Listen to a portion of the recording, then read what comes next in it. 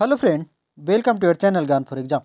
आज के इस वीडियो में हम सब जानेंगे जो हमारी सीरीज चल रही थी फिजिक्स की सीरीज में आज ये हमारा होगा पार्ट 4। इससे पहले 3 और पार्ट ऑलरेडी अपलोड किए गए हैं, उसे आप देख सकते हैं हमारा साइंस प्लेलिस्ट में जाकर। साथ ही हम लोगों ने इस बुक का बायोलॉजी भी शुरू कर दिया है, जिसमें बायोलॉजी के ऑलरेडी 3 पार्ट अपलोड किए जा चुके हैं, तो जाकर के उसे भी जरूर देखेंगे। तो चलिए शुरू करते हैं। आज ये हमारा फिजिक्स का पार्ट 4 होगा और इसमें हम लोग जानेंगे एक एक प्रश्न को जो हम लोग वस्तुनिष्ठ करते आ रहे थे।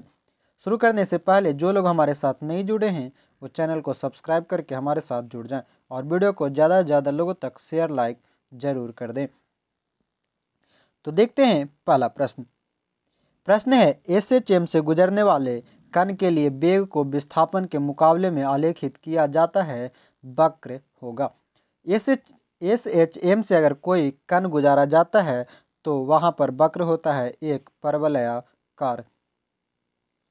दूसरा प्रश्न है एक कण सरल आवर्त गति पूरा कर रहा है, महत्तम विस्थापन पर क्या त्वरण होगा। अगर कोई कण जो है वह सरल आवर्त गति में जा रहा है तो उसका महत्तम विस्थापन पर त्वरण जो होती है वह महत्तम होगी। दूसरा प्रश्न है किसी पिंड के अपनी माध्य स्थिति से अधिकतम विस्थापन को क्या कहते हैं। किसी पिंड के अपनी माध्य स्थिति से उसके अधिकतम विस्थापन को कहा जाता है आयाम। अगला प्रश्न हमारा चौथा, यदि एक साधारण लोलक का धातु का वॉच लकड़ी के वॉच के से बदल दिया जाता है तब उसकी समयावधि क्या होगी। उसकी समयावधि जो है यथावत रहेगी, यानी अपरिवर्तित रहेगी।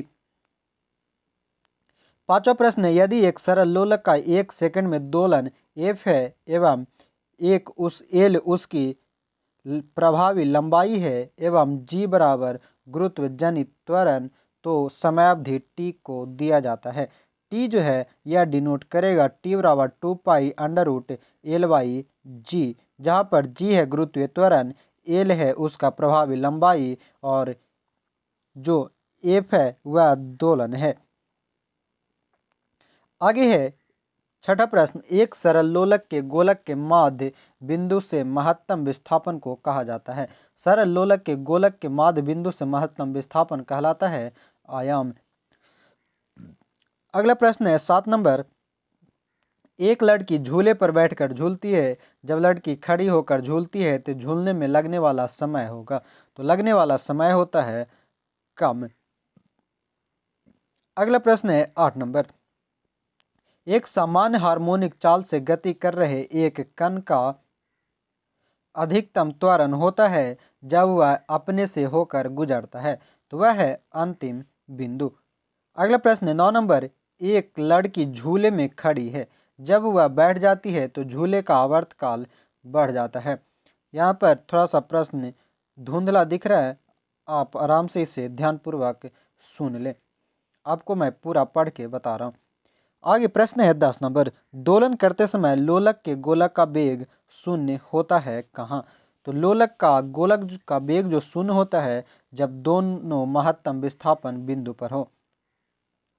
11वां प्रश्न है सरल लोलक के आवर्तकाल टी एवं गुरुत्वीय त्वरण जी में संबंध होता है।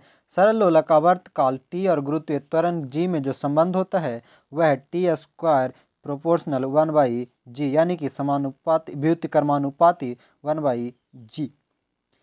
अगला प्रश्न हमारा 12 नंबर, सरल लोलक का आवर्तकाल दोगुना हो जाता है यदि उसकी लंबाई 4 गुनी कर देने पर सरल लोलक का आवर्तकाल दोगुना हो जाती है। अगला प्रश्न हमारा 13 नंबर, जब सरल लोलक का आयाम बढ़ाया जाता है तो उसका आवर्तकाल अपरिवर्तित रहता है। 14वां प्रश्न है हमारा, सरल आवर्त गति करती हुई वस्तु की स्थितिज ऊर्जा अधिकतम किस स्थिति में होती है। वस्तु की स्थितिज ऊर्जा अधिकतम होती है अधिकतम विस्थापन की स्थिति में। प्रश्न है 15 नंबर, जब एक सरल लोलक का गोलक खोखला है एवं पानी भरा है, इसमें एक छोटा बारीक छेद करके उसे झूला दिया जाता है, इसका आवर्त क्या होगा। उसका आवर्तकाल होगा पहले बढ़ेगा फिर घटेगा उसके बाद पुनः पूर्व के मान पर आ जाएगा।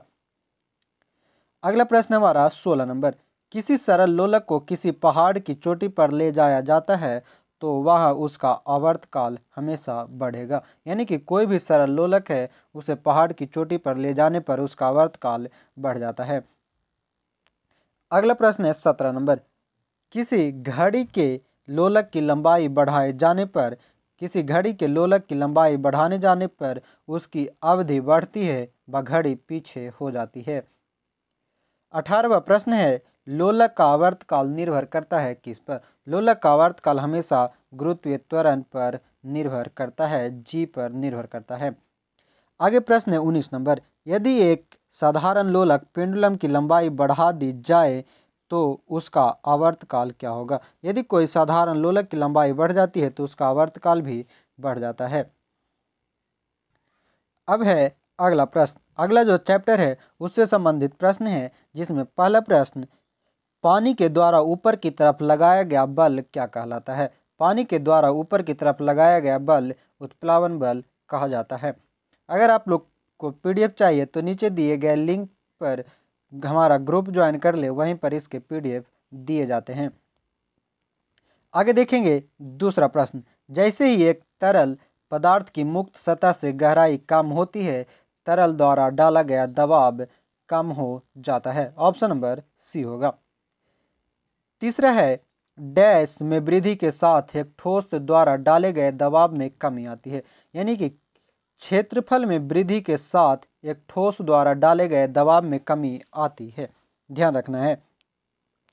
चौथा प्रश्न है, उत्क्षेप बल और भार कार्य करते हैं किस दिशा में? तो उत्क्षेप बल और भार जो है यह कार्य करता है एक दूसरे के विपरीत दिशा में। आगे पांचवा प्रश्न है, जहाजों की गति में वृद्धि पर आधारित है। जहाजों में गति की वृद्धि जो आधारित है आर्किमिडीज के सिद्धांत पर।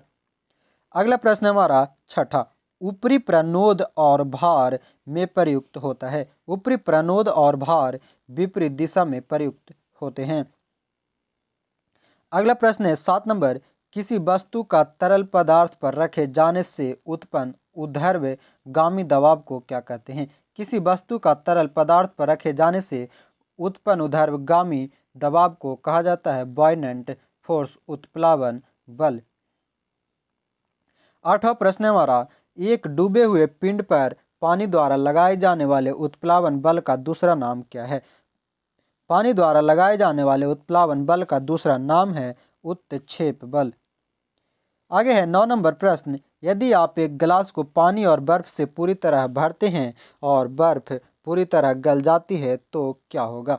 आगे तो वहां पर जल स्तर पूर्ववत यानी कि अपरिवर्तित रहेगा। अगला प्रश्न हमारा 10 नंबर, यदि कोई वस्तु डूबती है तो वस्तु पर तरल द्वारा प्रयुक्त उत्क्षेप कैसा होगा? यदि कोई वस्तु डूबती है और वस्तु पर तरल द्वारा प्रयुक्त उत्क्षेप वस्तु के भार से कम होगा। अगला प्रश्न हमारा 11 नंबर, किसी तल के लंबवत कार्य करने वाला बल क्या कहलाता है? किसी भी तल के लंबवत अगर कोई बल कार्य करता है तो वह उत्क्षेप बल कहलाता है। अगला प्रश्न 12 नंबर है, बर्फ पानी पर तैरती है क्योंकि इसका घनत्व पानी से कम होता है। आगे है हमारा प्रश्न 13 नंबर, चांदी का घनत्व 10.8 गुना 10⁻³ किलोग्राम पर मीटर क्यूब है और पानी का घनत्व 10⁻³ किलोग्राम मीटर पर क्यूब है। चांदी का अपेक्षित घनत्व क्या है? चांदी का अपेक्षित घनत्व होगा 10⁻8। 14 नंबर प्रश्न है, सापेक्ष घनत्व डैश के बराबर है। सापेक्ष घनत्व जो है यह हमेशा पदार्थ का घनत्व बटा पानी का घनत्व के बराबर होता है। अगला प्रश्न हमारा 15 नंबर, निम्न में से कौन सा कथन गलत है? इसमें जो कथन को अगर ध्यान देंगे, यदि उत्प्लावक बल वस्तु के भार से कम हो तो वस्तु डूब जाती है, यदि उत्प्लावक बल वस्तु के भार से अधिक हो तो वस्तु तैरती है, यदि उत्प्लावक बल वस्तु के भार से कम हो तो वस्तु तैरती है नहीं, डूबती है। और चौथा जो ऑप्शन है, यदि उत्प्लावक बल वस्तु के भार के बराबर हो तो वस्तु तरल के अंदर तैरती है। इसमें जो सही आंसर है वह है ऑप्शन नंबर सी। 16 नंबर प्रश्न है, यदि कोई वस्तु तैरती है तो वस्तु पर जल द्वारा लगाया जाने वाला उत्क्षेप बल हमेशा वस्तु के भार के बराबर होगा। ध्यान रखेंगे, यदि कोई वस्तु जो है वह तैर रहा है और वस्तु पर जो जल द्वारा भार लगाया जाता है उत्क्षेप बल, वह वस्तु के भार के बराबर ही लगाई जाती है। आगे हमारा 17 नंबर, जब एक पिंड को किसी तरल में पूरी तरह से या आंशिक रूप से डुबोया जाता है तब उस पर ऊर्ध्व दिशा में एक बल प्रयुक्त होता है जो उस पिंड द्वारा विस्थापित किए गए तरल के भार के बराबर होता है। यह किस नियम द्वारा स्पष्ट होता है? यह स्पष्ट होता है आर्किमिडीज का सिद्धांत पर। अगला प्रश्न है 18 नंबर, सीजीएस प्रणाली में विकृति की इकाई क्या है? सीजीएस प्रणाली में विकृति की इकाई है जो कि कोई इकाई नहीं है। अगला प्रश्न है 19 नंबर, एक ब्लॉटिंग पेपर स्याही कैसे सोखता है? एक ब्लॉटिंग पेपर जो है यानी सोखता पेपर जिसे कहा जाता है वह स्याही को सोखता है केशिका क्रिया द्वारा, जिसे कैपिलरी सिस्टम भी कहा जाता है। 20 नंबर प्रश्न है, एक द्रव की बूंद संयोजित होती है क्योंकि इसके कणों का आकर्षण इसका संभव क्षेत्रफल न्यूनतम करता है। इस परिघटना को कहा जाता है पृष्ठ तनाव, सरफेस टेंशन। आगे हमारा 21 नंबर प्रश्न, जल की गिरती हुई बूंद किस गुणधर्म के कारण गोलाकार होती है? जल की जो गिरती हुई बूंद है यह गोलाकार होता है जल का पृष्ठीय तनाव के कारण। 22 नंबर प्रश्न है, एक टैंक को एक समान क्षैतिज त्वरण से एक द्रव द्वारा आंशिक रूप से भरा गया है। निम्नलिखित में से एक टैंक में द्रव की सतह के लिए कौन सा कथन सत्य है?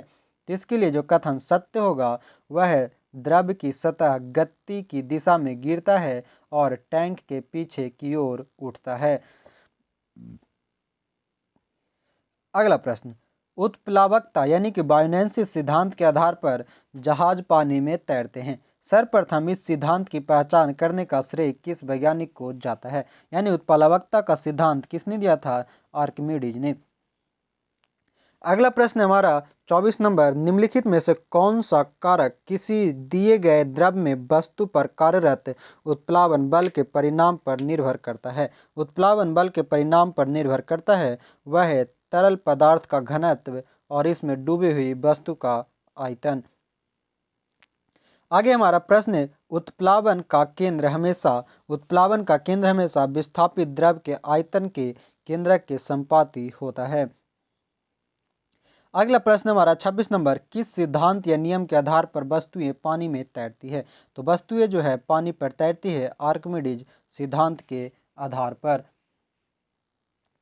अगला प्रश्न 27 नंबर, जब किसी पिंड को किसी द्रव में पूर्ण या आंशिक रूप से डुबोया जाता है तब यह पिंड विस्थापित द्रव के भार के बराबर एक उत्क्षेप बल का अनुभव करता है। इसे किस सिद्धांत के रूप में जाना जाता है? यानी कि कोई भी पिंड है जो किसी द्रव में पूर्ण या आंशिक रूप से डुबाया जाता है तो पिंड विस्थापित द्रव के भार के बराबर उत्क्षेप बल अनुभव करता है और यह सिद्धांत कहलाती है आर्किमिडीज सिद्धांत या उत्प्लावकता का सिद्धांत।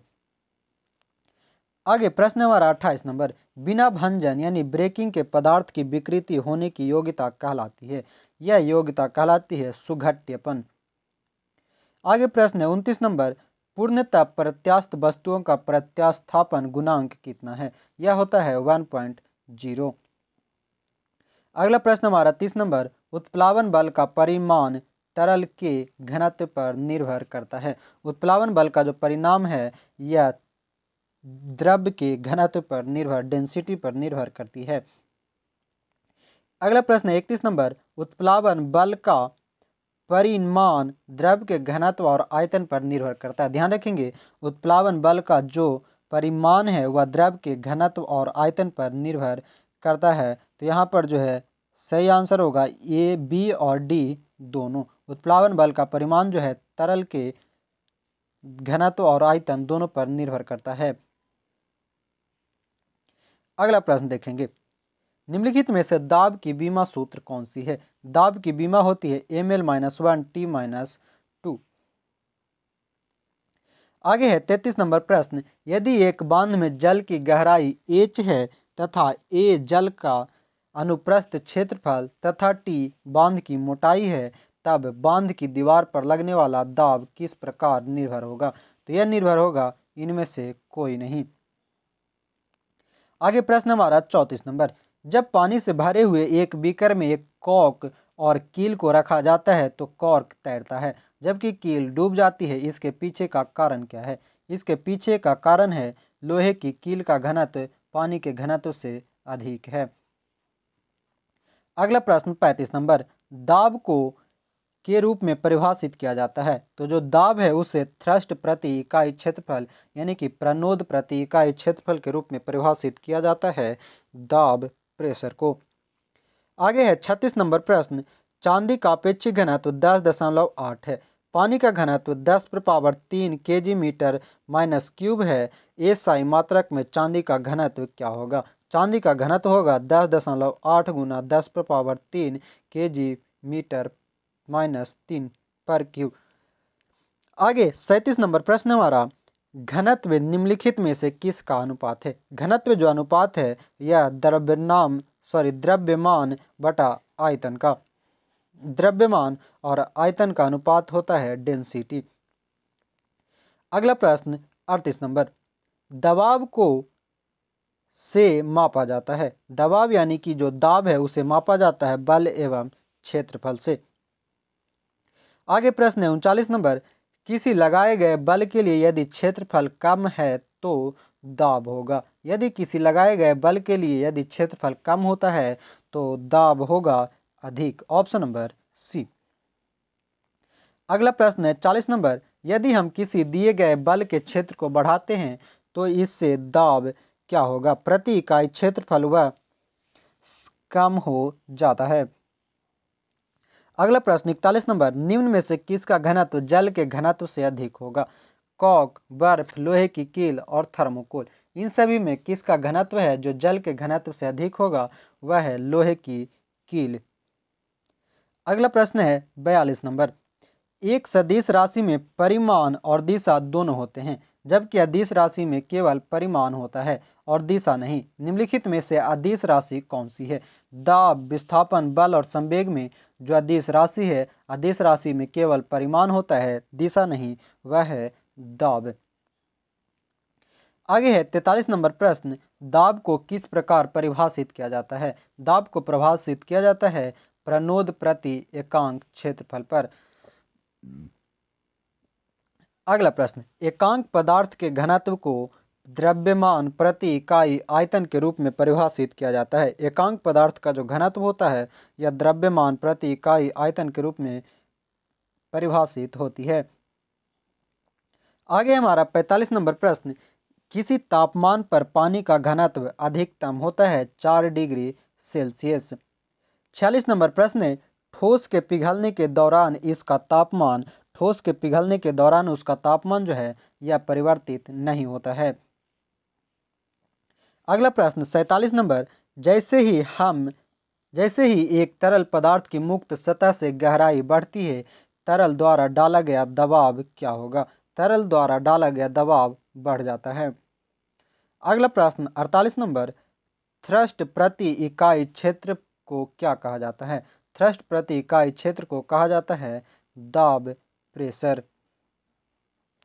अगला प्रश्न 49 नंबर, दाब बराबर होती है, दाब बराबर उत्क्षेप बटा क्षेत्रफल। अगला प्रश्न हमारा 50 नंबर, ऊंचाई पर उड़ते हुए विमान के केबिन के अंदर का दबाव होता है कितना? ऊंचाई पर उड़ते हुए विमान के केबिन के अंदर का दबाव जो होता है बाहर की तुलना से अधिक होती है। अगला प्रश्न 51 नंबर, एक निश्चित तापमान पर वायु का दबाव हमेशा घनत्व के अनुपातिक होता है।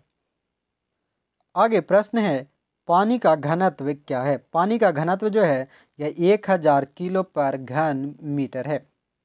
आगे निम्नलिखित कारणों में से किसके कारण बादल आकाश में तैरते हैं? तो बादल जो है निम्न घनत्व के कारण आकाश में तैरता है। अगला प्रश्न हमारा 54 नंबर, किसी पदार्थ का अपेक्षित घनत्व क्या है? किसी पदार्थ का जो अपेक्षित घनत्व है वह पदार्थ का घनत्व बटा पानी का घनत्व से होता है। अगला प्रश्न है 55 नंबर, कणों की अधिकतम गतिज ऊर्जा गैस में होती है।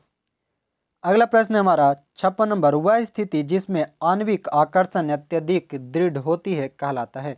वह स्थिति जिसमें आणवीय आकर्षण अधिक दृढ़ होता है कहलाता है ठोस। आगे प्रश्न हमारा 57 नंबर, गैस में आणविक गति के वितरण पर तापमान में वृद्धि के प्रभाव के संबंध में निम्नलिखित में से कौन सा कथन सत्य नहीं है। इन सभी में जो आणविक गति के वितरण और तापमान में वृद्धि के प्रभाव से जो संबंधित है वह है सबसे संभावित गति के साथ अणुओं का अंश बढ़ता है। अगला प्रश्न हमारा 58 नंबर, जब किसी वस्तु को पानी में डुबोया जाता है तो उस पर ऊपरी कार्यबल कार्य करता है। इस बल को कहा जाता है उत्प्लावक बल। आगे प्रश्न है 59 नंबर, निम्न में से क्या आर्किमिडीज के सिद्धांत पर आधारित नहीं है। आर्किमिडीज के सिद्धांत पर जो आधारित नहीं है वह है ओडोमीटर। अन्य सभी हाइड्रोमीटर, लैक्टोमीटर और पनडुब्बी आर्किमिडीज के सिद्धांत पर आधारित है। अगला प्रश्न है 60 नंबर, ठोस द्रव और गैस द्रव में विसरित होते हैं। विसरण के संबंध में निम्न में से कौन सा विकल्प सत्य है। विसरण के संबंध में गैसों की विसरण दर जो है द्रव या ठोस की तुलना में अधिक होता है। सही आंसर है ऑप्शन नंबर बी। अगला प्रश्न 61 नंबर, वस्तुतः किसी गैस द्वारा पात्र के दीवार पर लगाया गया बल है गैस के अणुओं का, कोई भी जो गैस है उसके द्वारा पात्र पर जो दीवार पर लगाया गया बल होता है वो गैसों के अणुओं के दीवार से टकराने के कारण उनके संवेग में परिवर्तन होता है। आगे प्रश्न है, मास प्रति यूनिट वॉल्यूम क्या है। मास प्रति यूनिट वॉल्यूम होता है घनत्व। अगला प्रश्न हमारा है 63 नंबर, एक आदर्श तरल पदार्थ हमेशा घर्षण रहित और असंपीड्य होता है। तो ये थे इस चैप्टर से संबंधित सभी प्रमुख प्रश्न। आज हम लोग इसे यहीं पर रखेंगे और आगे एक अगला पार्ट आएगा जो हमारा होगा पार्ट 5। ये हमारा था पार्ट 4। आशा करते हैं आपको वीडियो पसंद जरूर आ रहे होंगे। जो लोग हमारे साथ नहीं जुड़े हैं वो चैनल को सब्सक्राइब करके हमारे साथ जुड़ जाएं, साथ ही वीडियो को शेयर लाइक जरूर करेंगे। पीडीएफ के लिए टेलीग्राम ग्रुप को आप लोग ज्वाइन कर जाएं, जहां पर आपको डेली इसके पीडीएफ, क्यूज और पेपर अवेलेबल कराए जाते हैं। तो इसी के साथ जय हिंद, धन्यवाद। जो लोग बीपीएससी की तैयारी करना चाहते हैं उनके लिए आज अनअकैडमी के फ्री प्लान के बारे में बताने जा रहे हैं। अनअकैडमी को आज आप लोग डाउनलोड करें और हमारे साथ जुड़ें, जिसमें आप इसके बेनिफिट्स अगर जाने तो यहाँ पर डेली आपको 300 plus free live classes per week कराए जाते हैं। साथ ही वहाँ पर आपको लाइव डॉट क्लियरिंग कराया जाएगा। डेली और weekly free live mock test दिए जाते हैं। साथ ही पेपर एनालिसिस भी होती है और हमारे जो बेहतर एजुकेटर हैं उनके द्वारा live quiz with 20,000 plus question answer किए जाते हैं। साथ ही आपको डेली T20 सीरीज कराए जाते हैं, जहां पर आपको 20 क्वेश्चन 20 मिनट में कराए जाते हैं मंडे टू सैटरडे। वही यहां पर हमारे द्वारा स्पेशल इवेंट और कराए जाते हैं।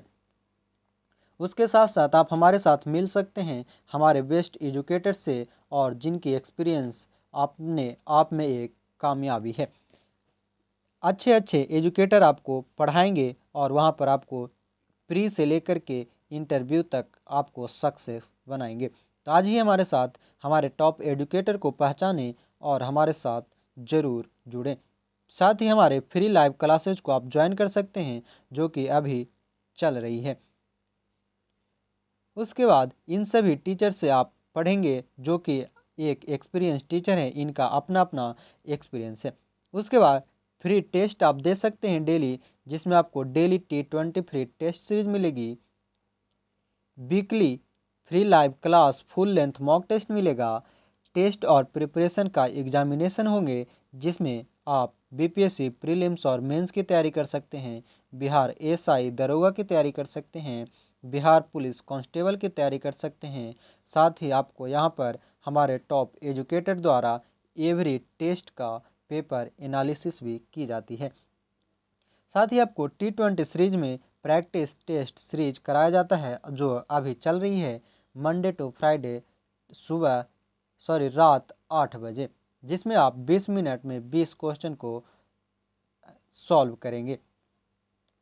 वही आप हमारा फ्री मिनी कोर्सेज भी अटेंड कर सकते हैं, जिसमें आपको revise syllabus of BPSC prelims live class दिए जाएंगे।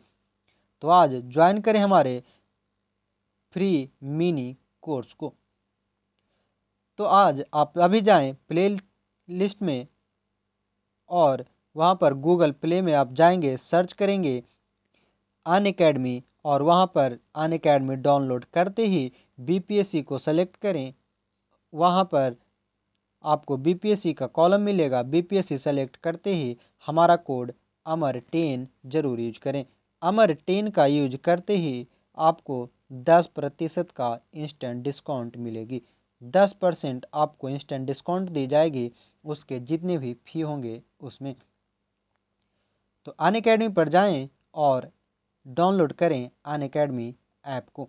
जुड़े हमारे साथ एक बेहतर फ्यूचर और एक बेहतर पहचान के लिए आज ही अनअकैडमी पर। धन्यवाद।